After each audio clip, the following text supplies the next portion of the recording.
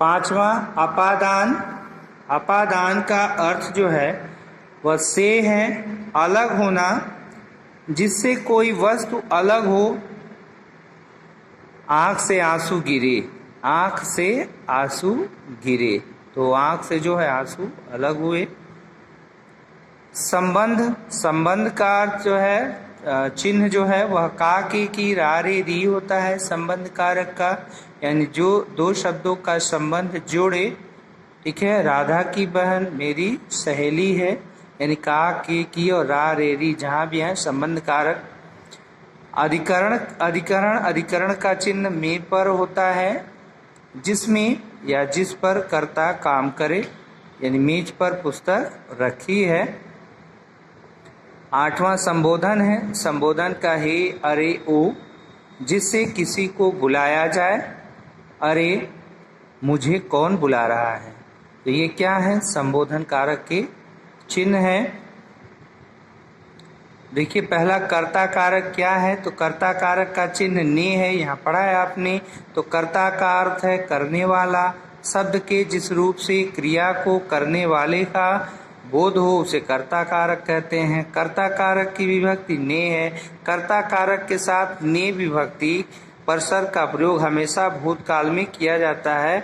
यदि कर्ता कारक के साथ परसर्ग ने का प्रयोग नहीं हुआ है तो कौन तथा किसने का प्रश्न किया जाता है, और प्रश्न करके यदि इन प्रश्नों का उत्तर मिलता है तो वह शब्द कर्ता कारक कहलाता है। जैसे संभव साइकिल चलाता है, कौन चलाता है, तो संभव साइकिल चलाता है। मोर नाच रहा है, कौन नाच रहा है, तो मोर नाच रहा है।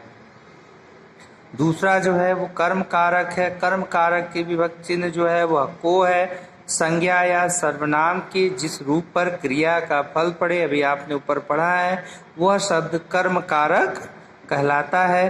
कर्म कारक की पहचान का चिन्ह को परसर्ग विभक्ति है। परसर्ग या विभक्ति दोनों एक ही चीज है।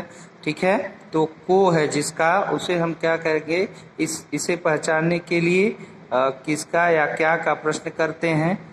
ठीक है, कर्म कारक को पहचानने के लिए, जैसे सूची को पढ़ने दो, किसको पढ़ने दो, सूची को। विशाल ने कविता सुनाई, किसने सुनाई, तो विशाल ने कविता सुनाई। आगे हम जानते हैं करण कारक। करण कारक का से के द्वारा, यानी साधन के रूप में, साधन क्रिया के होने के साधन का पता चलता है। कर्ता जिस साधन से कार्य करता है उसे करण कारक कहते हैं, उसे करण कारक कहते हैं। करण की पहचान से तथा के द्वारा परसर्ग या विभक्ति द्वारा होती है। परसर्ग कहें या विभक्ति कहें। ठीक है, उदाहरण देखिए, दिव्यांश बस से स्कूल जाता है। बस से स्कूल जाता है करण कारक है।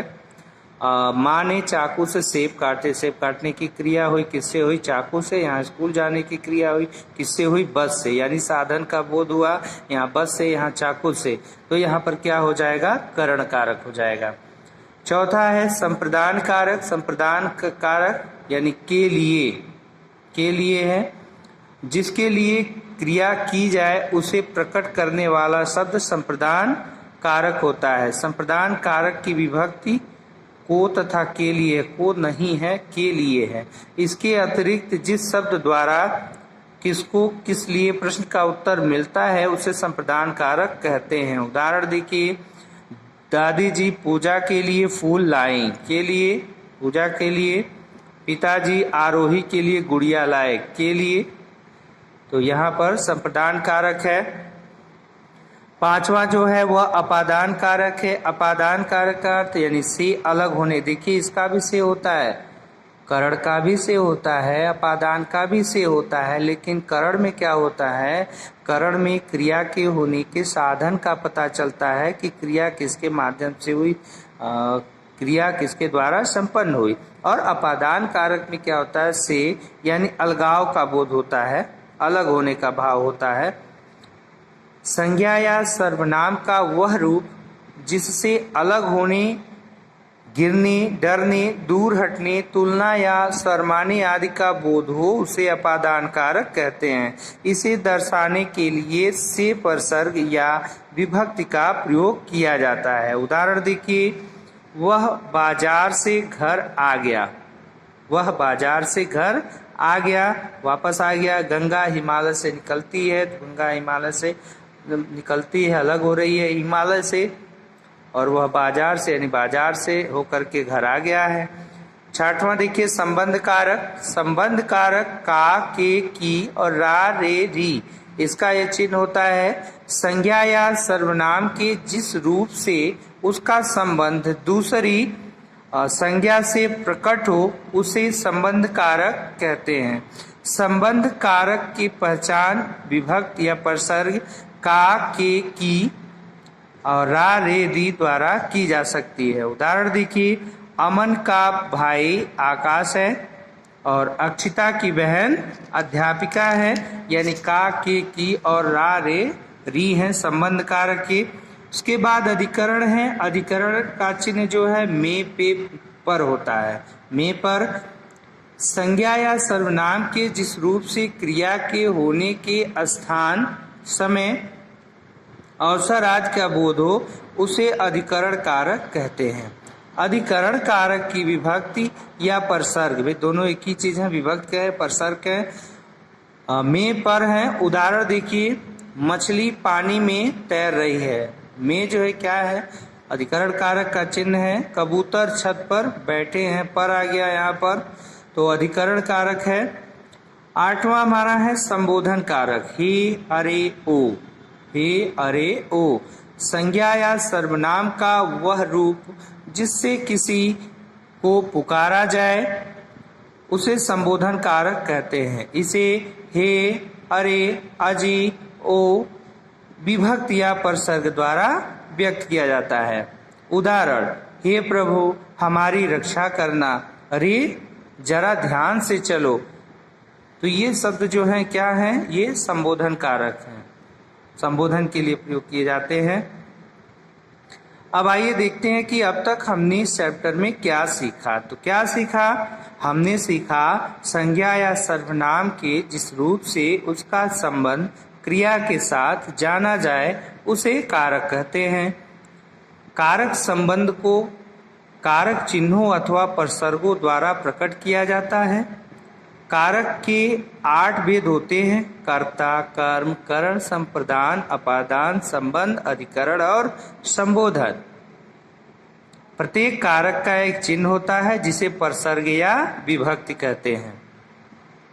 आइए इनके प्रश्नों को देख लेते हैं हम। अभ्यास में निम्नलिखित प्रश्नों के उत्तर दीजिए। कारक किसे कहते हैं? तो संज्ञा या सर्वनाम के जिस रूप से उसका संबंध क्रिया के साथ जाना जाए उसी को हम क्या कहते हैं? कारक कहते हैं। कारक कितने प्रकार के होते हैं? तो कारक 8 प्रकार के होते हैं। उनके भेदों के नाम लिखना है तो यहाँ पर दिया हुआ है: कर्ता, कर्म, करण, संप्रदान, अपादान, संबंध, अधिकरण और संबोधन। देखिए यहाँ कह रहा है प्रश्न नंबर 2 में कि नीचे दिए वाक्यों को उपयुक्त विभक्त या परसर्ग द्वारा पूरा कीजिए। तो यहाँ पर पहला जो है आपका कोयला खान ब्लैंक स्पेस दिया हुआ है, निकलता है, तो यहाँ पर हम लिख देंगे से। कोयला खान से निकलता है, तो कोयला खान से निकलता है तो यहाँ अलग होने का भाव मिल रहा है, तो यहाँ पर जो है अपादान हो जाएगा। ठीक है। उसके बाद अगला देखिए, अगला जो है ख, गाड़ी लाल बत्ती रुक गई। तो गाड़ी लाल बत्ती पर रुक गई, तो में पे पर, तो यह अधिकरण कारक का हो जाएगा। यहाँ पे अधिकरण कारक। सुचित्रा ध्यान पढ़ती है, सुचित्रा ध्यान से पढ़ती है, यहाँ पर करण हो जाएगा, करण होगा क्योंकि साधन का बोध हो रहा है ध्यान से। रचना सुंदर गीत लिखा, तो रचना ने सुंदर गीत लिखा, ने कर्ता कारक का चिन्ह जो है। उसके बाद गुरुजी बच्चों पढ़ाते हैं, तो गुरुजी बच्चों को पढ़ाते हैं। तीसरा देखिए प्रश्न नंबर 3, सही अथवा गलत का चिन्ह लगाइए। सही पर सही अथवा गलत पर गलत का चिन्ह लगाइए। पहला है हिंदी में कारकों की संख्या 8 है, ये सही है क्योंकि हिंदी में कारकों की संख्या 8 है। कर्ता कारक का विभक्ति चिन्ह को है, ये गलत है क्योंकि को नहीं ने है, तो यह गलत है। कारक के चिन्ह को विभक्ति कहते हैं, तो ये सही है, उसी को हम विभक्ति या परसर्ग कहते हैं कारक के चिन्हों को। अधिकरण कारक का विभक्ति चिन्ह से है, तो अधिकरण कारक का विभक्ति चिन्ह जो है वह में और पर है, से नहीं है, यह गलत है। कारक संज्ञा तथा सर्वनाम का संबंध दर्शाने का कार्य करते हैं, तो ये सही है कि कारक जो है शब्दों यानी संज्ञा तथा सर्वनाम के संबंधों को स्पष्ट करते हैं, बताते हैं। अब आइए, नीचे दिए वाक्यों में परसर्ग संबंधी अशुद्धियां हो गई हैं, उन्हें शुद्ध करके लिखिए। तो इसमें देखिए तालाब पर पानी भरा है, तो इसको जब हम शुद्ध करेंगे पर की जगह में हो जाएगा, तालाब में पानी भरा है। दूसरा है मैंने हंस पड़ा, तो मैंने हंस पड़ा नहीं होगा, मैं हंस पड़ा। तोता डाली में बैठा है, तो यहाँ तोता डाली में नहीं पर बैठा है, अधिकरण हो जाएगा। अगला है यह पुस्तक उसने को दे दो, तो यह पुस्तक उसको दे दो, ठीक है। रजत ने माँ का पूछा, तो रजत ने माँ का नहीं पूछा, रजत ने माँ से पूछा। प्रश्न नंबर 5 है, नीचे दिए वाक्यों में उचित परसर्ग लगाकर वाक्य को फिर से लिखिए। यह पुस्तक मालिनी दे दो, तो यह पुस्तक मालिनी को दे दो, कर्म कारक का चिन्ह जो है को दे दो।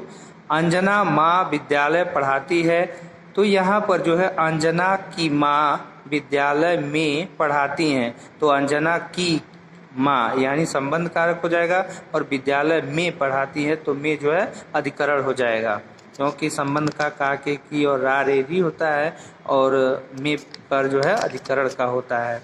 उसके बाद देखिए बच्चा साइकिल गिर पड़ा, तो बच्चा साइकिल से गिर पड़ा। मेरे घर 4 बड़े कमरे हैं, तो मेरे घर में 4 बड़े कमरे हैं। नेताजी लोगों भाषण दिए, नेताजी ने लोगों को भाषण दिया। प्रश्न नंबर 6 कर नीचे दिए वाक्यों में रंगीन शब्दों के कारक भेद बताइए।